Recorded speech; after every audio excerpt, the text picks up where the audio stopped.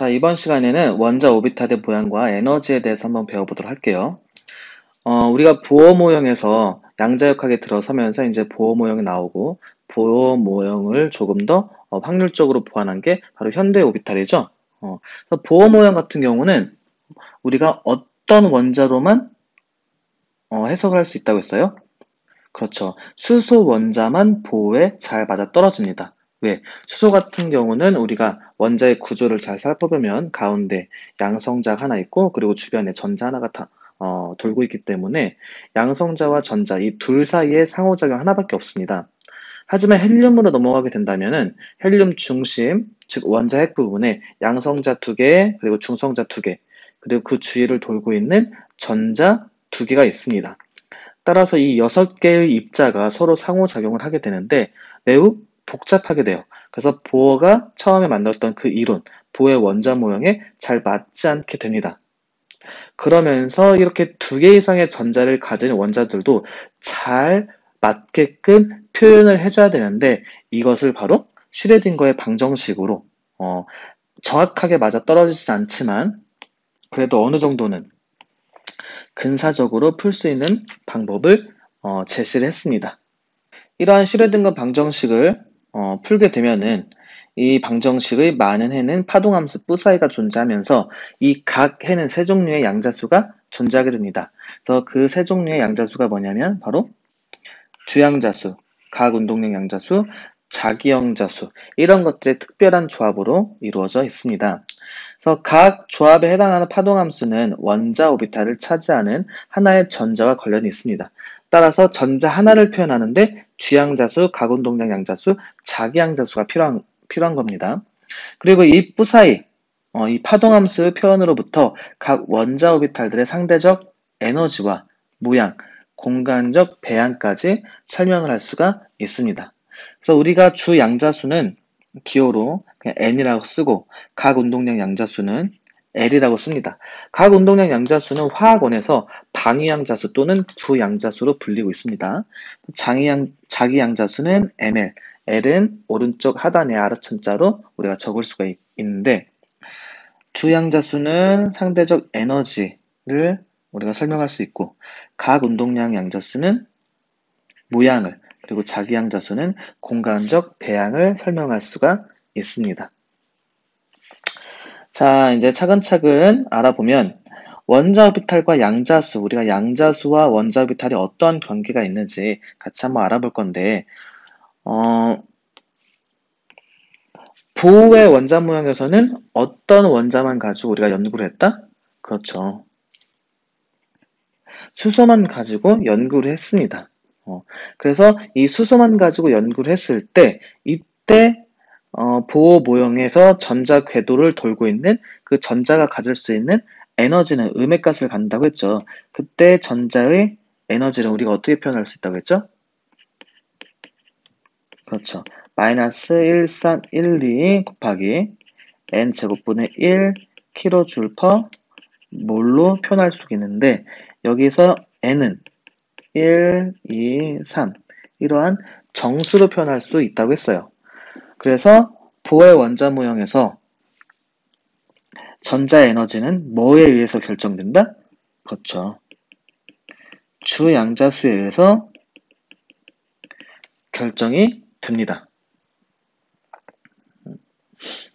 다음 장에 써 있는 것처럼 얘에 비례하게 되죠. 다시 한번 정리해주면 수소 같은 경우는 뭐에만? 그렇죠. N에만 비례한다. 하지만 보어는 헬륨 이상부터는 잘 맞지 않는다고 했죠? 그래서 현대 원자 모형으로 넘어오면서 이러한 문제점 때문에 수정 보완을 거쳐서 다른 원자들도 그래도 정확하지 않더라도 어느 정도 근사값으로 맞게끔 표현을 해 줬습니다. 그래서 다른 원자 같은 경우 근사값으로 계산하다 보니까 N에 의해서 결정되는 게 아니라 N뿐만 아니라 다른 양자수들에 의해서도 결정이 된다는 것, 그 에너지가 결정이 된다는 걸 우리가 알 수가 있는데 그게 바로 각 운동량 양자수 또는 방위 양자수, 부양자수라고 불리는 것입니다. 그래서 수소 원자일 때랑 그리고 여러분들이 수소 원자 이외의 원자일 때랑 구분을 져서 잘 생각을 해줘야 돼요. 그럼 우리가 주양자수부터 한번 보도록 합시다. 주양자수 앞에다가 그냥 1이라고 써놓고 각운동량 양자수는 2, 그리고 자기양자수는 3이라고 놓고 이제 우리가 보도록 하겠습니다. 이 세 가지에 대해서.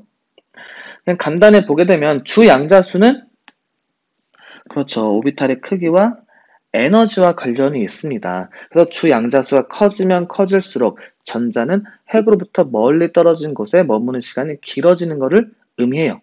그래서 우리가 쉽게 설명했을 때 주양자수는 전자 껍질, 보호에서 전자 껍질과 대응되는 거죠. 첫 번째 껍질, 두 번째 껍질, 세 번째 껍질로 갈수록 점점 핵으로부터 어떻게 돼요? 멀어지죠. 그래서 전자도 핵으로부터 멀리 떨어진 곳에서 머무는 시간이 길어진다는 걸 의미합니다. 그리고 n이 같으면 같은 껍질에 속한다고 하는데 ES랑 EP랑 앞에 써 있는 그 숫자 2, 즉 주양자수가 같기 때문에 서로 같은 껍질에 있다라고 볼 수가 있습니다. 이는 확률 밀도의 값이 가장 큰 것을 경계로 하는 속이 빈 공의 껍데기 모양이고 경계면이 주양자수 n이 커짐에 따라서 증가하는 사실에서 유래한다. 자, 두 번째 각 운동량 양자수. 각 운동량 양자수는 뭐라고도 부른다? 그렇죠. 우리가 화학 1에서 배웠던 방위양자수. 그리고 부양자수라고 부릅니다. 그래서 이 각 운동량 양자수는 n값에 대해서 0, 1, 2 그리고 n-1까지의 정수값을 갖습니다. 당연히 정수값을 갖는다, 불영속적이다, 즉 양자화 되어 있다라고 할 수가 있겠죠. 어차피 이름부터가 양자수기 때문에 이미 양자화 되어 있는 거예요. 그럼 얘는 뭐랑 관련이 있느냐? 원자 오비탈의 모양과 관련이 있습니다. 따라서 주양자수 n인 껍질에는 서로 다른 n개의 오비탈이 존재한다. 그래서 특정 오비탈의 이 각 운동량 양자수 값은 문자로 나타내는데 0일 때는 우리가 s오비탈이라고 하고 n값이 L값이 1일 때는 p오비탈, L값이 2일 때는 d오비탈, L값이 3일 때는 f오비탈, 그리고 나머지는 f부터 알파벳 순으로 갑니다. 이렇게 기호로 표시할 수가 있어요. 아마 이렇게만 설명하면 여러분들 이해가 잘 안 될 거예요. 그러면은 선생님이 예시를 들어서 한번 설명해 줄게요. 예를 들어서 n은 1, 주양자수가 1일 때 나올 수 있는 각 운동량 양자수 L은 뭐만 나올 수 있어요? 그렇죠. 0만 나올 수 있죠. 왜? n-1개를 가질 수 있으니까. 여러분들이 이 숫자에 주목을 해줘야 되는데 이 숫자 L값에 대해서 이만큼 갖는다고 했죠? 얘는 숫자가 개수를 의미하는 게 아니에요. 즉 여기는 0이라는 숫자가 없다. 1이라는 숫자는 1개, 2라는 숫자는 2개 이런 걸 의미하는 게 아니라 여러분들이 머릿속에 잘 생각해서 그냥 빵이라고 생각하세요. 빵. n값이 1일 때는 0이랑 빵만 가질 수 있고 n값이 2일 때는 0과 1이라는 빵을 가질 수 있고 서로 모양이 다르죠. n값이 3일 때는 0과 1과 2라는 빵을 가질 수 있고 n값이 n일 때는 0, 1, 2부터 n-1 모양의 빵을 가질 수 있다라고 생각을 해주면 됩니다. 알겠죠?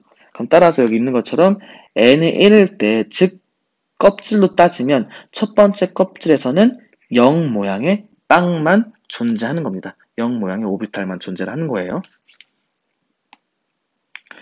그럼 n이 2일 때 가질 수 있는 각 운동량 양자수는 어떻게 될까요? n-1까지니까 0과 1을 가질 수 있겠죠. 그래서 이러한 모양으로 우리가 존재하는데 그리고 n이 3일 때는 L값은 0, 1, 2 마지막 게 n-1이니까 n이 3이기 때문에 L값은 마지막 게 바로 2를 가질 수 있습니다. 따라서 이런 모양들의 빵을 갖는다고 했었죠? 왜? n값에 따라서 이런 모양의 빵을 갖는데 우리가 이 숫자에 따라서 이 숫자들에 따라서 그 빵 모양을 붙여줄 겁니다.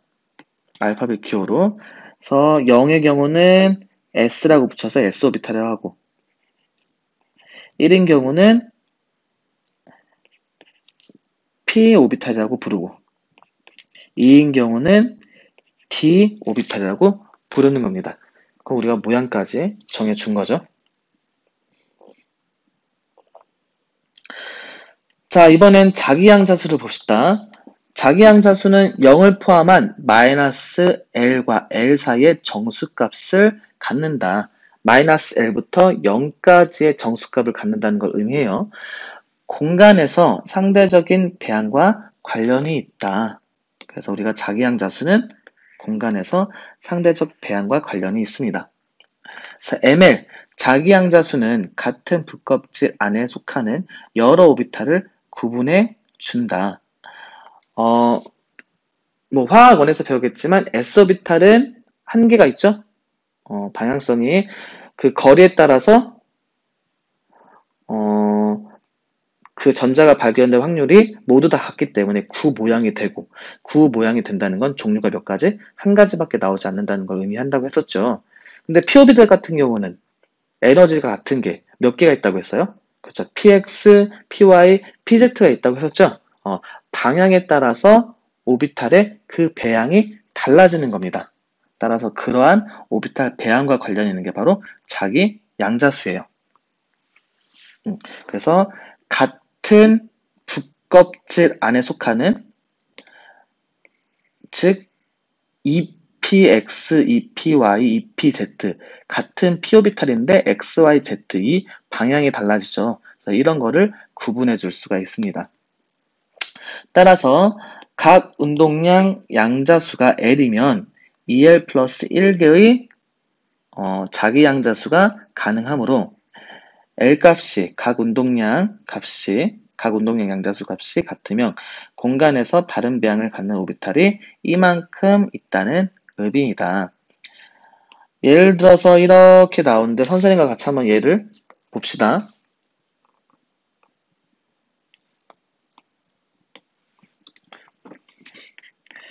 예를 들어서 L 값이 0이에요. L 값이 0이면 어떤 오비탈? 그렇지, S 오비탈이라고 했죠? 이때 나올 수 있는 자기양자수는 그렇죠, 뭐밖에 없어요? 마이너스 L부터 L까지인데 0이기 때문에 바로 0만 가질 수 있죠. 그럼 방향성이 있다는 거예요, 없다는 거예요? 방향성이 없다는 걸 의미합니다. 그럼 L 값이 1일 때 무슨 오비탈? 그렇죠. L 값이 1일 때 우리가 P 오비탈이라고 한다고 했죠? 그럼 자기양자수 값은 얼마를 갖느냐? 마이너스 L부터 L까지니까 마이너스 1부터 1까지. 따라서 마이너스 1, 0, 1을 갖게 됩니다. 그래서 우리가 화학원에서 배웠던 것처럼 세 가지의 방향성을 갖는 P오비탈, PX, PY, PZ가 나오는 거예요. 자, 이번에는 L 값이 2일 때를 봅시다. L 값이 2일 때는 어떤 오비탈? 그렇죠. D 오비탈이에요. 얘는 화학원에서는 그냥 간단하게 언급하신 선생님들도 계셨을 텐데, 이제 구체적으로 나오는 거는 여기 고급화학에서 구체적으로 나오게 됩니다. 이때 가질 수 있는 배양은 몇 가지가 나온다? 마이너스 2부터 2까지니까 마이너스 2, 마이너스 1, 0, 1, 2. 총 5가지가 나오게 되는데 이때 오비탈의 배양을 한번 써보면 D, X, Y, D, Y, Z, D, X, Z, 그리고 D, X제곱 마이너스 Y제곱, D, Z제곱. 이렇게 총 5가지의 배양이 나오게 됩니다. 자, 이제 아래로 내려와서 아래 내용을 한번 보도록 하겠습니다. 표 1-1에서와 같이 오비탈의 이름은 주 양자수와 각 운동량의 양자수에 의해서 1s, 2s, 2p, 3s, 3p, 3d 이렇게이며 주 양자수 n인 껍질에 들어있는 오비탈의 총수는 n제곱개이다. 그래서 이거 한번 봐야 돼요. 오비탈의 주양자수가 n인 껍질에 들어있는 오비탈의 총수는 n 제곱개. 그럼 n 제곱개가 어떻게 나올 수 있느냐? 바로 왼쪽에 있는 그림을 같이 보면 되는데요. 왼쪽에 그림을 보니까 주양자수가 1일 때, n이 1일 때 나올 수 있는 L 값은 0이죠? 이 L 값에 따라서 나올 수 있는 ML, 자기양자수는 바로 0이 있습니다. ML 같은 경우는 마이너스 L부터 플러스 L까지죠. 그리고 껍질 N, 주양자수가 2일 때 나올 수 있는 가운동량 양자수 L값, 즉 부껍질은 0과 1입니다. n-1까지 있으니까. 그리고 0일 때 나올 수 있는 자기양자수 ml은 0, 1일 때 나올 수 있는 자기양자수는 플러스 1부터 마이너스 1까지입니다.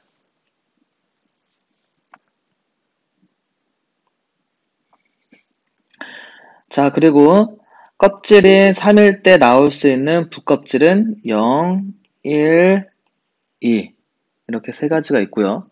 그리고 각각에 나올 수 있는 자기양자수는 0일 때 0, 1일 때 마이너스 1부터 플러스 1부터 마이너스 1까지, 그리고 1일 때는 플러스 2부터 마이너스 2까지 이렇게 가질 수가 있습니다. 그럼 한번 오비탈의 개수를 세어볼게요. 껍질이 n일 때 오비탈은 1개죠? 껍질이 2일 때는 여기 1개, 그 이쪽에 3개, 총 몇 개? 그렇죠, 4개. 주양자수가 3일 때, 껍질 n이 3일 때는 여기 1개, 여기 3개, 여기 5개, 합치면 9개. 즉, n제곱이 맞죠? 1의 제곱은 1, 2의 제곱은 4, 3의 제곱은 9. 이렇게 우리가 주양자수가 n인 껍질에 들어있는 오비탈의 총수는 n개이다 까지 알게 됐습니다. 그림 1-9에서 수소 원자 내의 껍질, 부껍질, 오비탈의 배열 및 해당 주 양자수, 가운동량 양자수, 자기양자수를 나타냈다. 부껍질 내의 자기양자수가 같아서 공간 배양에만 차이를 갖는 오비탈들은 평소에는 에너지준이 같아서 축퇴되어 있고 축퇴도는 이렇게 된다. 하지만 강한 전기장이나 자기장이 가해지면 에너지 준위가 달라진다 라고 되어 있죠. 우리가 축퇴가 뭔지 알아야 돼요. 축퇴. 축퇴란 단어를 한번 알아보도록 하겠습니다. 축퇴가 뭐냐?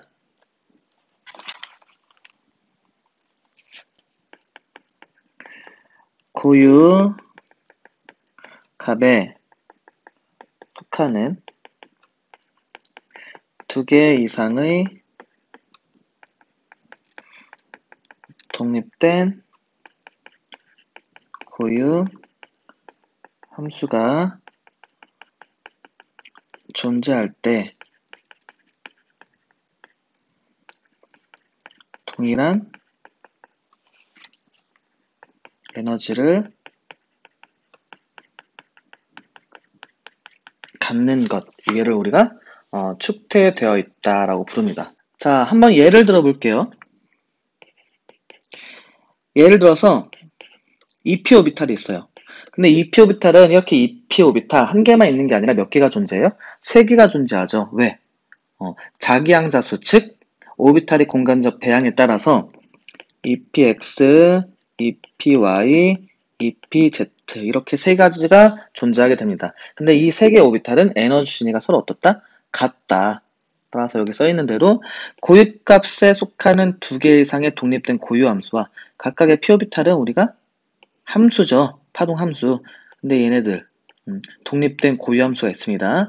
존재할 때 동일한 에너지를 갖는 거. 이 세 개가 동일한 에너지를 갖는다고 했죠? 그래서 이들 셋은 우리가 축퇴되어 있다라고 부릅니다. 그럼 축퇴도는 2L 플러스 1이라고 써있네요. p오비탈 같은 경우는 L 값이 얼마일 때예요? 그렇죠. L 값이 1일 때죠? 그러면은 축퇴도에다 집어넣으면은 2 곱하기 1 플러스 1 얼마가 나와요? 3이 나오죠? 그럼 하나, 둘, 세 개가 에너지 준위가 동일하므로 축퇴도는 3개이다.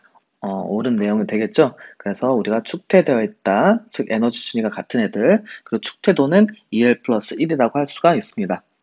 그리고 이 마지막 부분, 강한 전기장이나 자기장이 강해지면 에너지 준위는 달라진다라고 써있죠. 이 부분은 뒤에 부분에서, 즉 분자 오비탈에서 우리가 다루게 될 내용이에요. 근데 간단하게 한번 설명해 줄게요. 그러니까 d 오비탈 중에서 이제 가장 낮은 에너지 준이 있는 게 바로 3D 오비탈이죠. 3D 오비탈 같은 경우는 이렇게 5개의 오비탈이 축퇴되어 있고, 얘네들의 각각 공간점 배열을 보면은 dxy, dyz, dxz, dx제곱 마이너스 y제곱, dz제곱 이렇게 5개 오비탈이 에너지가 같이 축퇴되어 있습니다. 하지만 얘의 전기장이 바뀜에 따라서 전기장이나 자기장이 가해지게 되면은 이 순서가 바뀌게 돼요. 즉 축퇴되지 않게 됩니다. 이 5개 전부 다. 따라서 이런 식으로 바뀔 수도 있고, 그리고 이렇게 5개의 에너지 배열이 달라져서 에너지 준위가 축퇴되지 않게 됩니다. 이건 뒤에 가서 한번 다시 배워볼 거예요. 자, 이제 옆으로 넘어와서 우리가 표를 보고 다시 한번 정리를 해봅시다. 표를 잘 보면 주양자수가 1일 때 우리가 부양자수, 즉 가운동량 양자수는 0이 나오고요. 이때 우리가 오비탈의 이름을 1s라고 부릅니다. 그리고 L값이 0이기 때문에 나올 수 있는 방향은 1개이다. 즉 방향성이 없다라는 걸 의미하죠. 방향이 1개라는 거는. 그래서 오비탈이 1, 얘는 n제곱으로 구할 수 있죠. 자, 주양자수가 2일 때 나올 수 있는 각 운동량 양자수는 0과 1이 있습니다.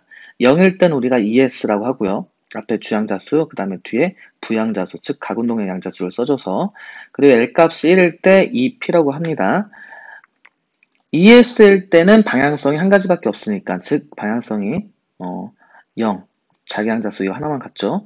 그리고 EP 오비탈일 때는 자기양자수가 마이너스 1, 0, 플러스 1 이렇게 3가지를 갖게 됩니다. 그래서 오비탈의 개수는 S 오비탈이 2개, 하나, 그리고 EP 오비탈이 3개, 총 오비탈의 개수가 몇 개가 나온다? 그렇죠, 4개가 나옵니다. 그럼 2의 제곱해서 4 나오는 게 맞겠죠? 자, 그리고 n값이 3일 때는 가질 수 있는 L값, 즉 각 운동량 양자수는 0, 1, 2. 0일 때는 3s, 1일 때는 2p, 2일 때는 3d. 3s에서 나올 수 있는 방향성은 한 가지. p오비탈에서 나올 수 있는 방향성은 마이너스 1, 0, 1. d오비탈에서 나올 수 있는 방향성은 마이너스 2, 마이너스 1, 0, 1, 2. L이 2기 때문에 마이너스 2부터 2까지 값을 가질 수 있겠죠. 각각의 오비탈의 개수가 S는 하나, P는 3개, D는 5개. 그래서 더하게 되면은 총 몇 개? 9개. 따라서 3의 제곱 9. 맞죠? 자, N값이 4일 때 나올 수 있는 부양자수, 즉 가운동량 양자수 0, 1, 2, 3. 0일 때는 4S, 1일 때 4P, 2일 때 4D, 그리고 3일 때 4F. 그래서 각각의 배항은 1개, 3개, 5개. 얘는 3이기 때문에, L까지 3이기 때문에 마이너스 3부터 3까지 해서 7개. 다 더해주면 얼마? 그렇죠. 16개가 나오게 되겠죠? 4일 때 제곱해서 16개. 맞습니다. 자, 원자 오비탈의 모양과 에너지. 이거는 뭐 지금까지 했던 내용들을 정리하는 건데, 우리가 화학원에서, S 오비탈과 P 오비탈을 배웠으면은, 이제 D 오비탈에 대한 그림이 밑에 나와요. 오비탈 그림이. 위를 내용을 일단 본 다음에, 그리고 D 오비탈 그림을 잠깐 보도록 하겠습니다. 수소 원자의 경우 전자의 에너지는 N으로만 표시되므로 다른 양자수 L과 M과는 관련이 없다. 수소는 매우 간단하기 때문에 굳이 가운동량 양자수와 자기 양자수가 필요가 없어요. 하지만 어디부터? 그렇죠. 수소 이외의 원자부터는 우리가 다른 양자수들이 꼭 필요하게 됩니다. 따라서 n이 1일 때는 뭐만 가질 수 있어요? 한 가지만 가질 수 있습니다. n이 1일 때 나올 수 있는 L값은 n-1이기 때문에 L은 0만 가질 수 있고, L이 0이기 때문에 나올 수 있는 자기양자수는 한 가지, ml은 0. 이렇게 한 가지밖에 가질 수 없죠? 그래서 오비탈의 개수가 뭐밖에 없다? 한 가지의 오비탈만 존재합니다. 뭐일 때? 바닥 상태일 때. n이 2일 때는 이렇게 두 가지가 나오므로 우리가 조금 더 다양한 오비탈이 존재하고요. 여기를 초록색으로 바꿀게요. n이 3일 때는 더 다양해지죠? 그렇기 때문에 나올 수 있는 공간 배양도 더 다양해지기 때문에 우리가 조금 더 다양한 오비탈이 존재하게 됩니다. 원자 내의 원자핵과 전자 간의 상호작용은 거리에만 관계되므로 오비탈의 종류와 관계없이 구형 대칭이어야 된다. 수소 원자일 때요. 하지만 공유결합에서의 혼성 오비탈을 설명하기 위해 오비탈의 종류에 따른 모양을 나타낸다면 S오비탈은 각도에 상관없는 구형 대칭 모양이고,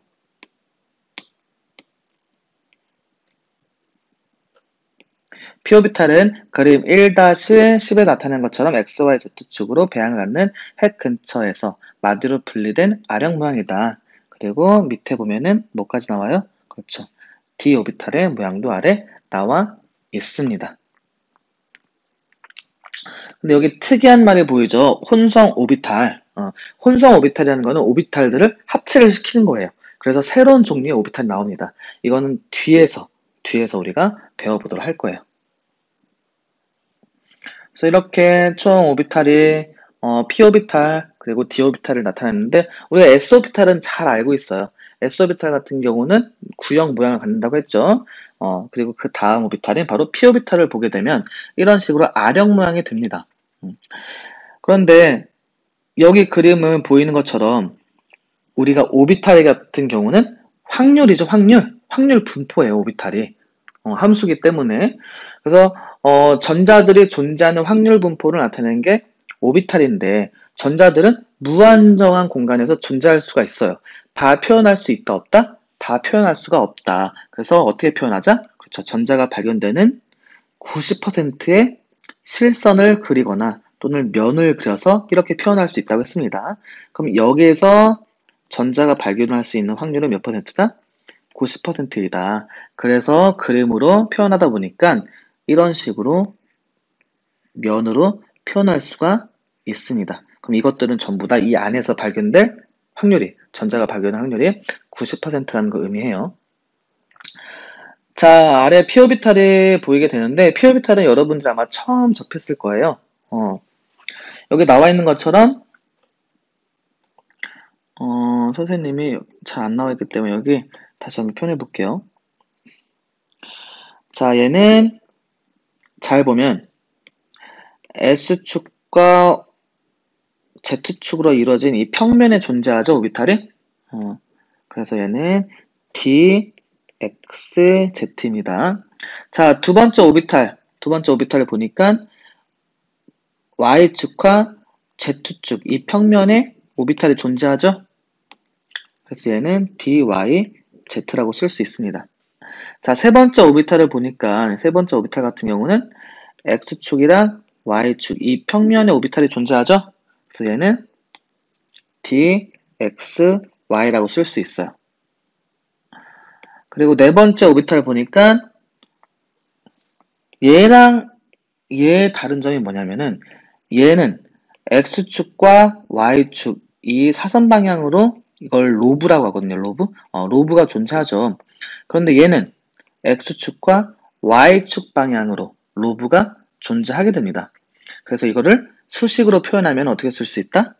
X제곱 마이너스 Y제곱이라고 쓸 수가 있습니다. 이건 수학적 개념이랑도 좀 관련이 있는 건데, 자, 여기는 X제곱 마이너스 Y제곱으로 인수분해하면 X 마이너스 Y 그리고 X 플러스 Y를 갖게 되는데, 이게 만약에 방정식이라고 했을 때는 0이라고 하면은 x는 y, 그리고 다시 한번 적어볼게요. y는 x, 그리고 y는 마이너스 x를 갖게 됩니다. 그러면 그래프로 얘들을 표현하면은 이쪽이 x축, 이쪽이 y축이라고 했을 때 이들은 이렇게 표현될 수 있습니다. 따라서 y는 x와 y는 마이너스 x가 새로운 축이 되어서 이들 사이로 로브가 형성이 됩니다. 그래서 로브가 형성이 되면은 어떻게 형성될 수 있느냐? 이런 식으로 로브가 형성이 될 수 있습니다. 그래서 실제로 로브는 x하고 y축에 겹쳐서 존재하게 되는 거예요. 자, 마지막으로 Z축으로 쭉 연결돼서 가운데 도너츠 모양으로 우리가 되어 있는 그런 오비탈을 볼 수가 있어요. 그래서 얘 같은 경우는 dz 제곱으로 나타낼 수가 있습니다.